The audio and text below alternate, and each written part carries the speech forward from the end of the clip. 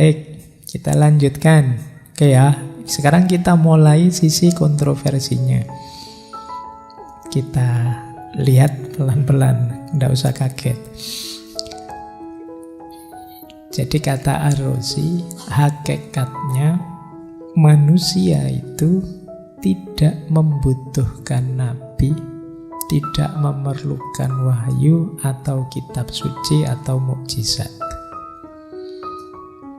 Hakikatnya ya, saya bilang tadi mungkin ini bagian dari sayangnya Allah. Sebenarnya tidak pakai itu pun kita sudah bisa menemukan kebenaran. Mungkin maunya ke situ. Dengan akal kita pun kita sudah mampu menemukan kebenaran. Tidak harus perlu diberi nabi, wahyu, kitab suci, mukjizat dan lain sebagainya. Jadi asumsi besarnya ini. Dengan pandangan inilah nanti Ar-Razi ini banyak disebut orang yang sudah mulhid. Mulhid itu orang yang sesat. Cara berpikir inilah nanti antara lain yang dikritik oleh Imam Ghazali dalam Tahafudul Falasifah. Meskipun secara spesifik sebenarnya Tahafudul Falasifah itu mengkritisi Ibnu Sina dan Al-Farabi. Tapi nalarnya sama, nalar para filosof Masyaiyah, peripatetik. Ya, nanti kita lihat mengapa sih begitu. Kok pandangannya sampai seperti ini? Meskipun nanti ada kontroversi-kontroversi yang diragukan. Jadi apa ya ini benar dari Ar-Razi? Karena kitab-kitabnya yang lain nanti jauh berbeda isinya. Mungkin saja memang beliau punya pikiran seperti ini, tapi terus digoreng. Kalau bahasanya hari ini teman-teman ngerti digoreng ya. Jadi digoreng sedemikian rupa, mungkin ada problem-problem politik. Nanti kita lihat, ada titik-titik kontroversinya. Tapi dari sisi ini saja memang mengejutkan. Ketika orang bilang, kita tidak perlu nabi. Nanti teman-teman getun lah, ngapain kemarin saya sholawatan? Ya, jangan-jangan begitu. Nah, ini saya bilang tadi sejak awal ya, tidak harus ditelan. Tapi teman-teman nanti jadi tahu, oh itu tuh gagasannya yang kontroversial. Alasannya ini, kenapa kok tidak perlu nabi? Jadi alasan pertama, kalau ini teman-teman bisa baca yang tentang alasan-alasan ini. Kalau yang bahasa Arabnya mungkin agak berat, cari yang bahasa Indonesia ya. Ada buku yang judulnya Para Ateis Muslim, tapi terbitan lama, coba dicari. Itu yang nulis Abdurrahman Badawi. Itu antara lain yang dibahas Ar-Razi ini, karena memang pikirannya agak unik, yang membuat dia dituduh ateis mulhid dengan pikirannya ini. Yang pertama apa? Untuk membedakan baik dan buruk, modal akal saja sudah bisa, kata Ar-Razi. Tidak perlu tadi bantuan Nabi lah, Al-Quran lah, dan lain sebagainya. Yang kedua, manusia itu kata Ar-Razi sebenarnya sama saja semua. Kapasitas, potensi, dan lain sebagainya sama. Yang membedakan apa? Pengalaman hidupnya saja. Itu yang membuat seseorang jadi sangat menonjol atau seseorang jadi tidak ada gunanya di tengah masyarakatnya. Itu ya struktur sosial, pengalaman hidup, dan lain sebagainya. Makanya bahkan seorang nabi pun begitu. Maka kata Ar-Razi, penghargaan yang berlebihan pada seorang nabi itu tidak proporsional. Manusia itu hakikatnya sama kok. Ini kalau di titik ini mungkin kalian tersinggung. Tapi itu perspektif beliau. Oke, yang ketiga, nabi itu banyak. Dan nabi kan utusannya Allah, membawa pesan dari Tuhan yang satu. Lah kok bisa isinya beda-beda terus saling konflik? Ini mungkin beliau melihat Yahudi, Nasrani, Islam itu kan ya dari katakanlah nabi-nabi semitik yang sama. Kok yo bedanya drastis banyak terus jadi konflik. Nah, ini PR ya buat kalian. Jawablah protesnya Ar-Razi ini.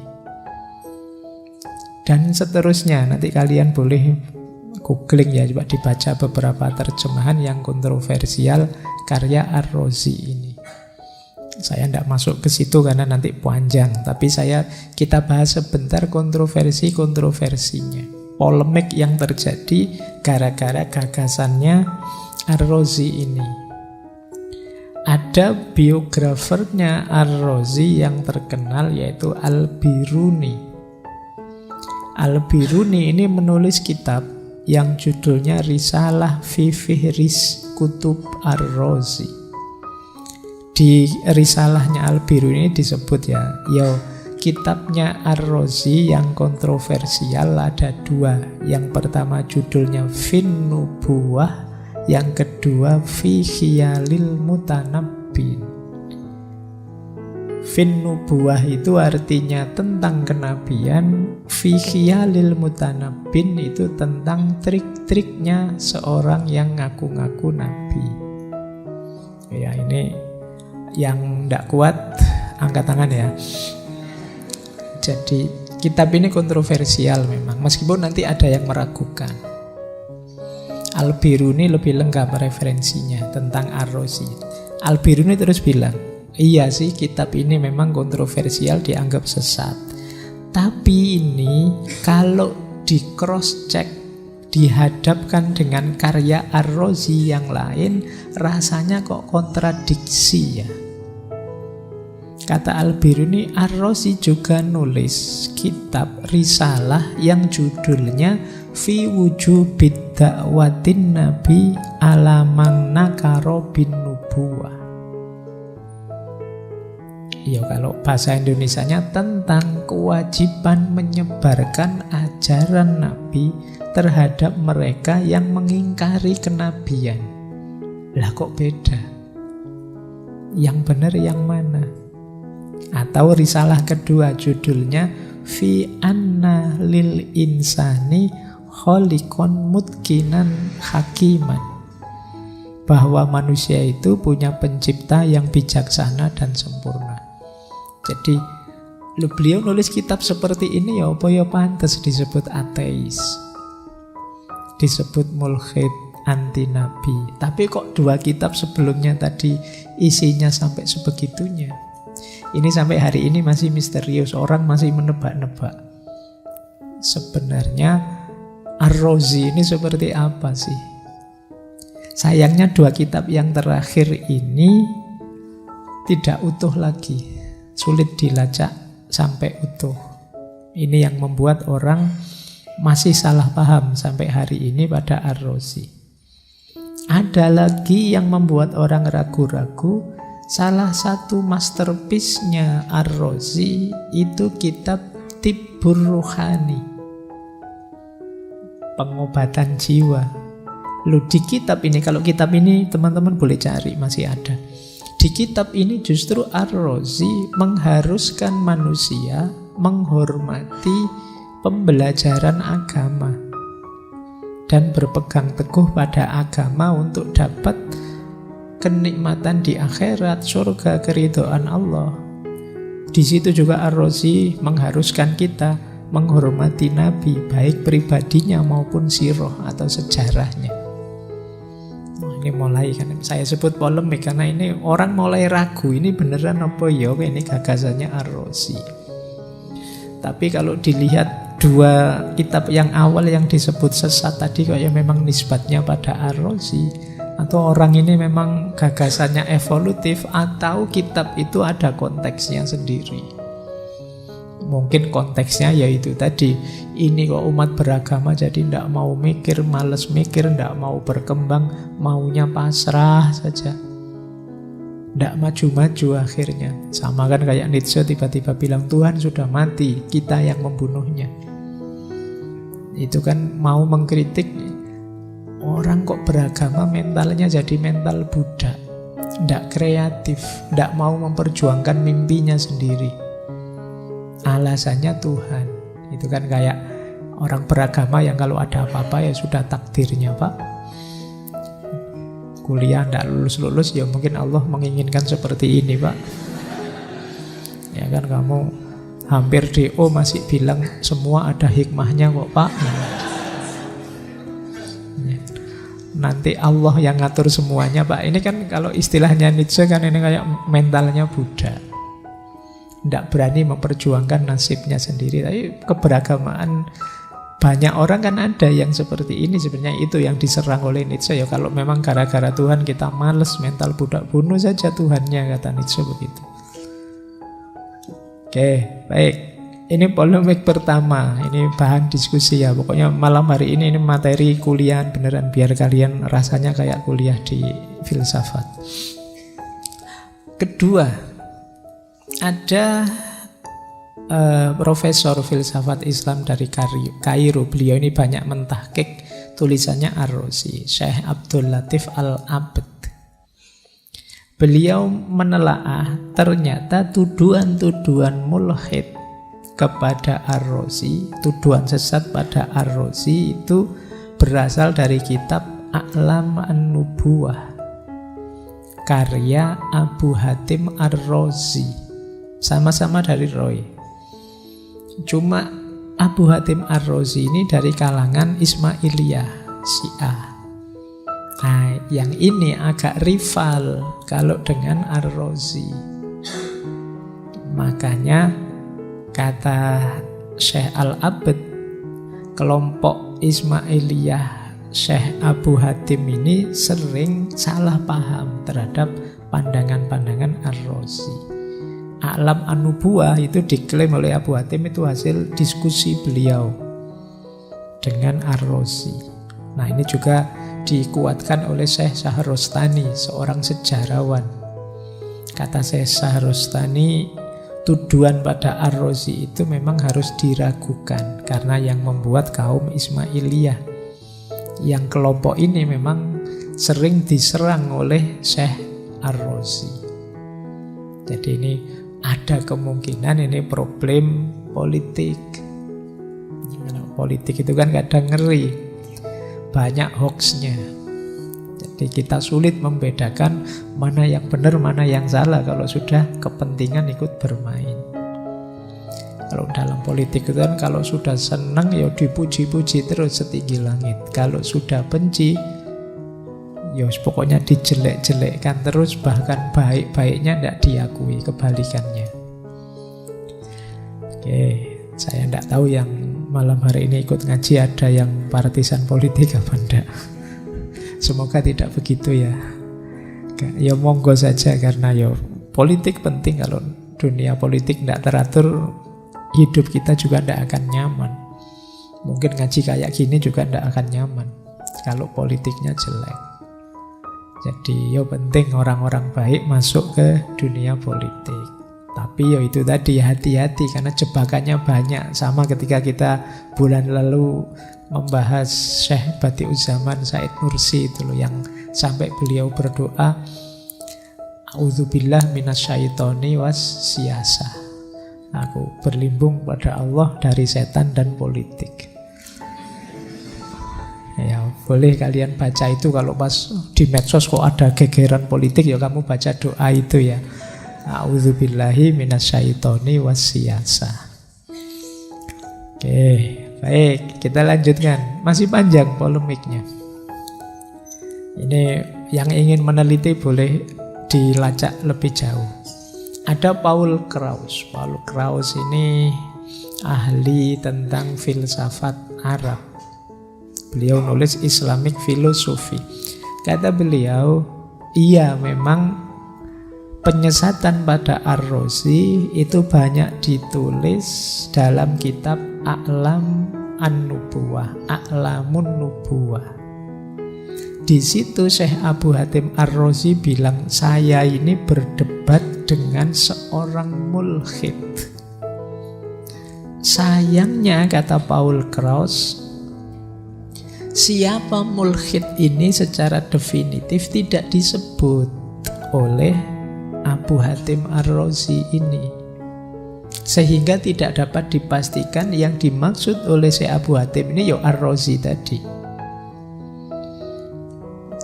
Nah, karena tidak pasti kata Paul Gross, ya tidak adil dong kalau kita langsung menisbatkan bahwa ini yang dimaksud adalah Ar-Razi.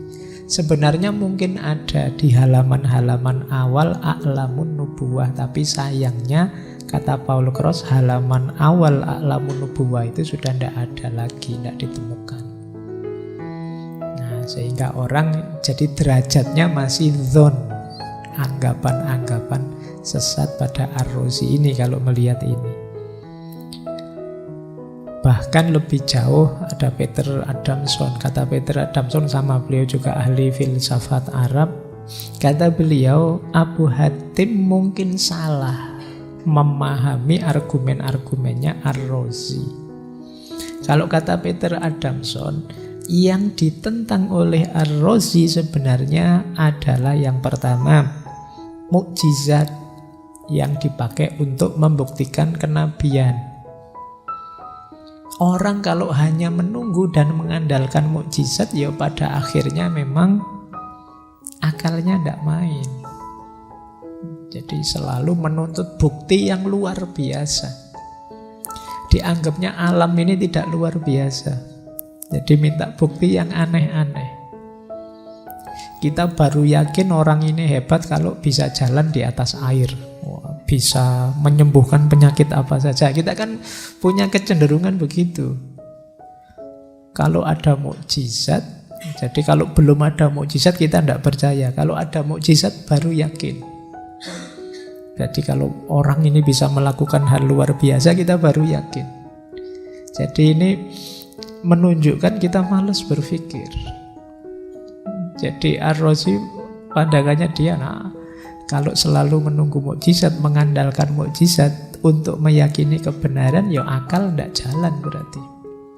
Menemukan kebenaran dengan akal bisa kok, tidak usah nunggu mukjizat. Kemudian yang dikritik selain mukjizat apa? Antropomorfisme. Antropomorfisme itu cara berpikir yang kalau bahasa kalamnya tatsim. Tatsim itu hal-hal yang metafisik disamakan dengan yang fisik. Jadi ya termasuk pandangan Tuhan punya tangan dan lain sebagainya, itu sangat dikritisi. Kemudian cara beragama yang tidak kritis. Ada isu taklid melawan nadzor. Taklid melawan nadzor itu ya orang beragama cenderung lebih ke taklid. Jadi beragama secara dogmatis, tidak nadzor. Nadzor berarti beragama secara kritis. Agama itu sangat rasional, tapi kitanya yang tidak rasional. Akhirnya ya nilai-nilai hebatnya agama tidak muncul. Yang ada saling klaim, saling tabrakan antar pemahaman keagamaan sehingga melahirkan konflik. Ini loh Ar-Razi, kata Peter Adamson, yang disalahpahami oleh Abu Hatim. Nah, ini polemik lagi. Ada lagi polemik. Kalau ini dari beberapa tokoh muslim, misalnya Ibnu Abi Usaibah. Ini penulis sejarah kedokteran. Kalau beliau meragukan risalah Makhorikul Anbiya yang isinya tidak setuju ada nabi itu beliau meragukan ini tulisannya Ar-Razi. Kata beliau, ini kemungkinan ditulis orang yang benci pada Ar-Razi, dinisbatkan pada Ar-Razi untuk menjelek-jelekkannya. Karena faktanya, misalnya dalam kitabnya Ar-Razi yang dua, ada Sirrul Asrol dan Bar'us Sa'ah. Itu ya Ar-Razi nulis kitabnya ya dibuka dengan sholawat, dengan alhamdulillah.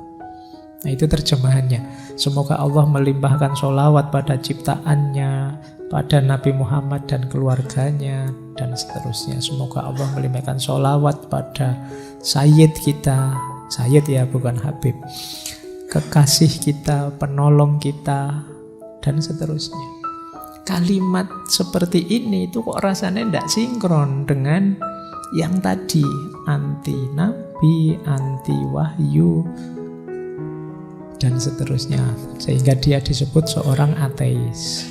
Nah ini teman-teman, ya meskipun begitu memang Masyhur Ar-Razi ini dianggap punya pandangan yang kontroversial terhadap agama. Ini jadi PR-nya teman-teman mahasiswa yang tertarik untuk mengganti atau menemukan pasnya di mana, kok agak kontroversial ini pikiran-pikiran Al-Farabi, agak Ar-Razi kok agak kontradiksi. Terus, nah kalau ini agak dalam ya, filsafat lagi.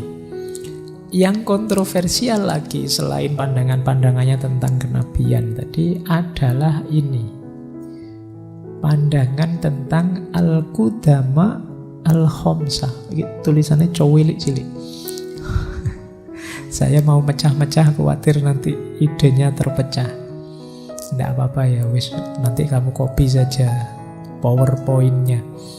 Karena sebenarnya tidak terlalu berguna kalau PowerPoint itu tulisannya sekecil itu. Dia kehilangan power, kehilangan poin mesti. Tapi ya tidak apa-apa. Teman-teman nanti di-copy terus dibesarkan sendiri ya. Jadi menurut Al-Farabi ada 5 hal yang kekal. Ini menarik, kata-kata kudama terus diartikan kekal ini. Ini nanti yang dijelaskan lebih rinci oleh Ibnu Rus dalam Tahafutut Tahafut. Kalau di Tahafutul Falasifah kan, kalau di Imam Ghazali ada kekal yang lain selain Allah itu sudah musyrik. Tapi nanti dijelaskan oleh Ibnu Rus bahwa para filosof peripatetik itu punya definisi kekal yang berbeda. Jadi ada level kekal antara kekalnya Allah dengan kekalnya yang bukan Allah, antara yang mutlak dan relatif. Makanya nanti di setiap isu selalu ada waktu, misalnya ini waktu mutlak, waktu relatif. Jadi ada kekal yang beda penjelasannya. Gitu. Jadi abadi ya, kayak teman-teman bilang cintaku padamu abadi. Itu kan bukan berarti abadi menyamai abadinya Allah kan. Kalau kayak gitu kamu langsung musyrik itu kalau bilang cintaku padamu abadi. Cintanya orang tua itu abadi misalnya, ya enggak. Itu istilah abadi dengan definisi di level makhluk, bukan abadi yang dimiliki oleh Khalik. Nah nanti, tapi gara-gara ini Ar-Razi itu juga dituduh bahwa dia musyrik ini, menyamakan kodimnya Allah dengan kodimnya yang lain.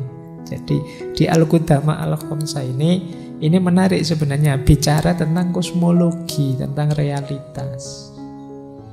Jadi ada 5 hal yang kekal. Yang pertama Al-Bari Ta'ala, yaitu Allah pencipta.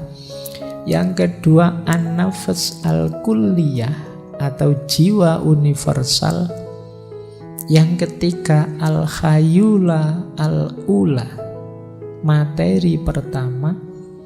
Yang keempat Al-Makan Al-Mutlak, tempat atau ruang yang mutlak.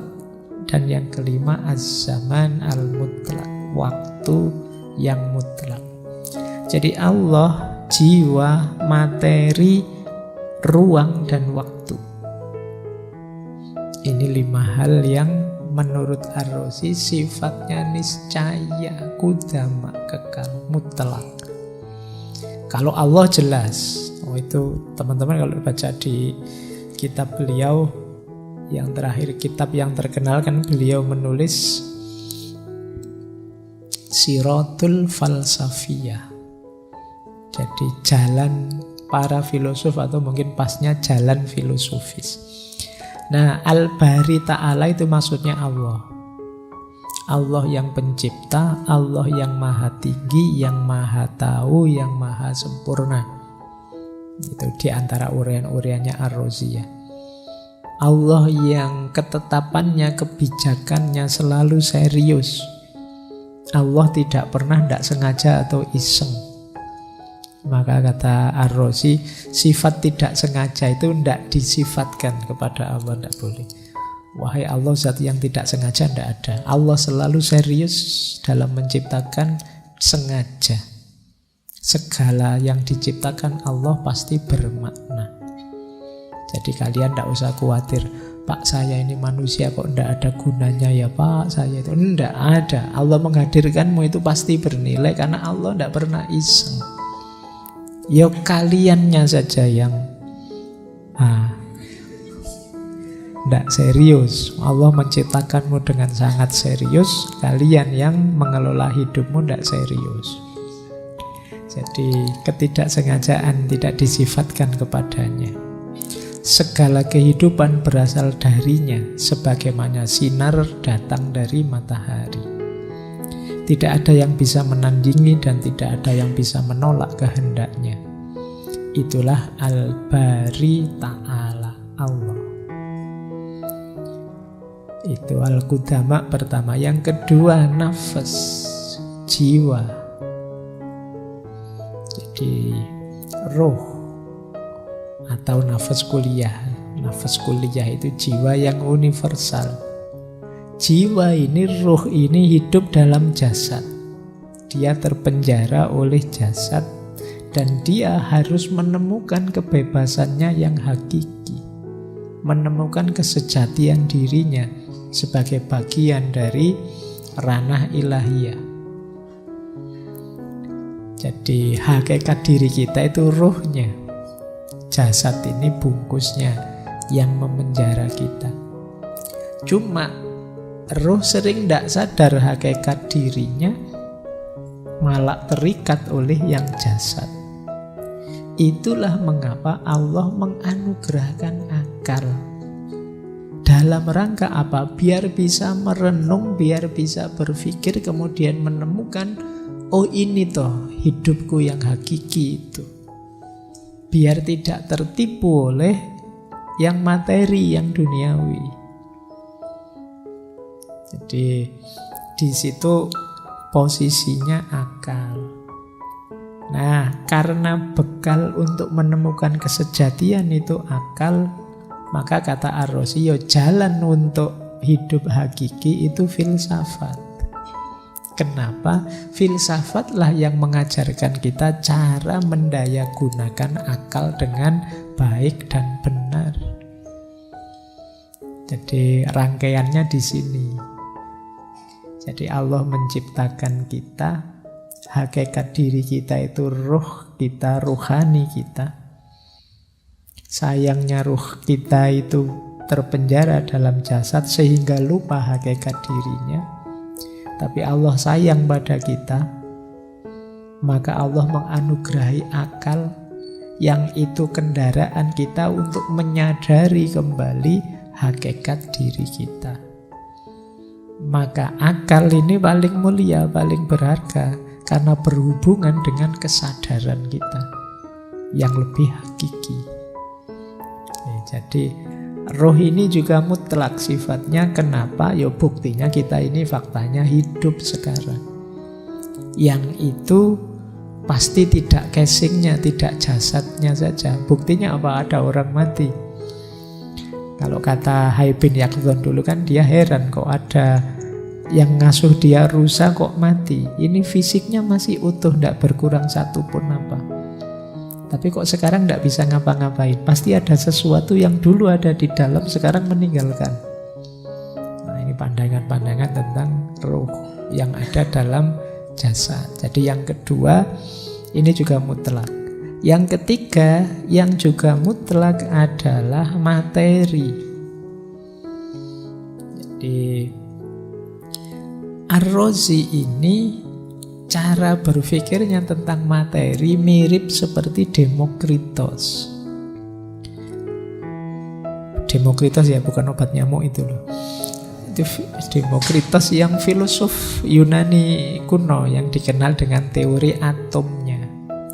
Jadi materi yang ada ini sifatnya, bentuk paling dasarnya ya atom itu. Atom itu saling berkait, saling bertemu membentuk sesuatu, dan itu yang materi macam-macam yang kita lihat. Jadi materi itu rangkaian dari atom-atom. Nah, dia bertemu dan berpisah, itu atom-atom. Kalau meja, pohon atau apa itu ya bentuk atomnya apa. Nanti kalau manusia dari atom apa, fisiknya ya materinya. Kalau tadi kan ruhnya.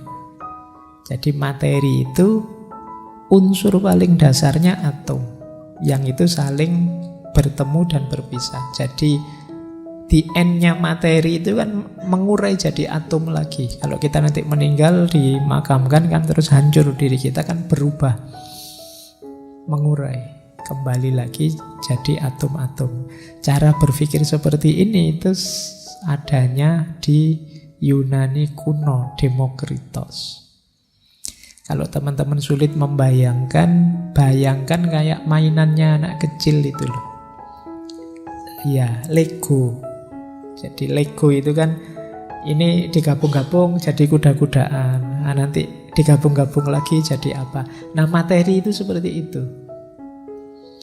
Berpisah atom-atom, bertemu jadi apa? Berpisah, bertemu jadi apa? Kita secara materi, misalnya sekarang jasad yang seperti ini nanti dikubur, kan kita mengurai, berubah jadi apa? Jadi dia tetap ada.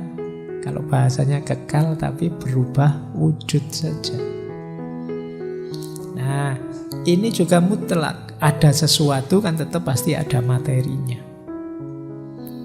Di materi itu sifatnya dalam tanda petik ya kekal. Kekal itu kan tadi sifatnya apa dari apa. Kita lahir dari apa, pasti ada lagi, ada lagi, ada lagi. Sampai kalau bahasanya Aristoteles itu yang paling awal, yang jadi sebab paling awal. Materi yang paling awal. Nah, jadi sifatnya kekal. Kekal dalam arti ya pasti segala sesuatu ada bahan materi awalnya. Tidak mungkin sesuatu itu muncul dari tidak ada apa-apa sama sekali. Itu kalau di filsafatnya Aristoteles ketika ditanya, lah terus apa bahan awalnya itu? Itu jawabannya agak unik. Kalau di Aristoteles, bahannya sesuatu dari tidak ada menjadi ada, ya bahan paling awal itu ya potensi untuk ada. Jadi bahannya itu potensi. Jadi terus aktual jadi ada. Ketika Allah kun fayakun terus jadi ada beneran. Jadi bahannya ya itu. Jadi itu khayula al-ula. Baik, saya tidak melanjutkan yang itu ya Aristoteles, nanti teman-teman puyeng. Ngerti sedikit-sedikit, nanti pada saatnya kita gali lebih dalam, karena tidak bisa dijelaskan sambil lalu yang tentang itu. Oke ya, kalau materi pasti ada, ruang pasti ada. Karena materi itu kan selalu ada dalam ruang. Kalian membayangkan tidak ada ruang, tidak bisa. Makanya makan mutlak sebagai kekodiman yang keempat. Ya meskipun saya bilang tadi ya Ar-Razi membagi ruang itu ada dua. Ada ruang yang universal, ada ruang yang relatif. Ruang yang universal ya di luar duniawi yang kita lihat di sekeliling kita. Tapi kalau ruang yang relatif ya yang kita hidup sehari-hari ini. Jadi yang saya sebut tadi nanti dijelaskan lebih detail oleh Ibnu Rus, itu kan ada kodim di level yang berbeda, tidak bisa disamakan. Nah, kalau ruang pasti ada, materi pasti ada, waktu juga pasti ada. Kenapa? Waktu itu kan pergerakan dan perubahannya materi dalam ruang. Tadi, sekarang, nanti, itu kan perubahan-perubahan. Jadi ini mikrofon sekarang berasal dari mikrofon yang tadi. berubah kan bisa dihitung. Oh ini sudah 1 jaman. Jadi ini waktu. Waktu lahir karena ada materi, ada ruang. Ruang ada karena ada materi. Materi hadir di baliknya ada ruh. Semuanya ada karena ada Tuhan. Tuhan penciptanya, Al-Bari Ta'ala. Inilah Al-Qudama Al-Khomsah. 5 macam kekodiman. 5 kekal. Kalau dalam teorinya Ar-Razi. Oke, baik. Ambil nafas sebentar biar tidak puyeng. Kita malam hari ini filsafatan beneran ya. Biasanya isinya tutur-tutur, jangan stres, jangan depresi. Sekarang diajak depresi. Oke. Nah ini yang kontroversial dari Ar-Razi. Ya orang kemudian menganggapnya pokoknya dianggap kekal, ya berarti menduakan Tuhan begitu saja.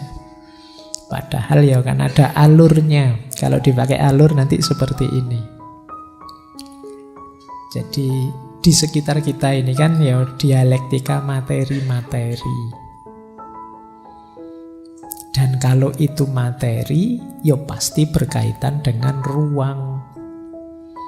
Oleh karena itu harus ada ruang, ada tempat.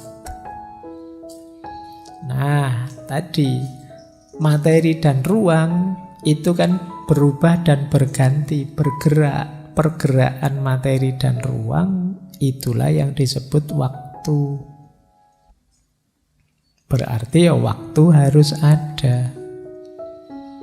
Jangan lupa juga di balik materi yang berubah-ubah dalam ruang dan waktu tadi kan ada kehidupan. Kehidupan itu ya kuncinya disebut kehidupan karena di baliknya ada ruhnya. Jadi di balik yang mewujud ada kehidupan. Karena itu ruh pasti ada. Kalau tidak ada ruhnya ya kita bukan manusia yang seperti ini. Kalau tidak ada ruhnya, tidak ada binatang yang seperti itu, tidak ada tumbuhan yang seperti itu. Semua yang ada di alam itu kan ada daya hidup di baliknya. Itulah ruh.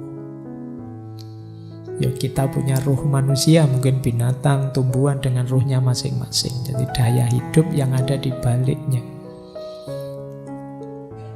Nah, pada akhirnya proses materi yang bertempat, beruang, berdaya yang namanya ruh, itu kan semuanya berasal dari Al-Bari Ta'ala tadi. Dari Sang Maha Pencipta yang maha bijaksana, yang maha tahu, yang maha sempurna, yang memberi kita akal. Jadi inilah yang dimaksud oleh Ar-Razi dengan teori 5 kekalnya. Jadi hidup ini ada materinya. Kalau itu materi pasti ada ruangnya. Materi dan ruang itu bergerak, berubah, berarti di situ ada waktu. Ketika di balik materi yang berwaktu beruang itu pasti ada kehidupan. Dan semuanya tadi merupakan bersumber dari Sang Pencipta, Al-Bari Ta'ala. Kalau dibaca dengan rangkaian seperti ini mungkin lebih mudah dipahami teori 5 kekal tadi. Meskipun istilah kekalnya memang problematis dan debatable. Ya monggo saja buat rame-rame diskusi kan menarik. Sejauh mana kekekalannya dibandingkan dengan kekekalannya Allah.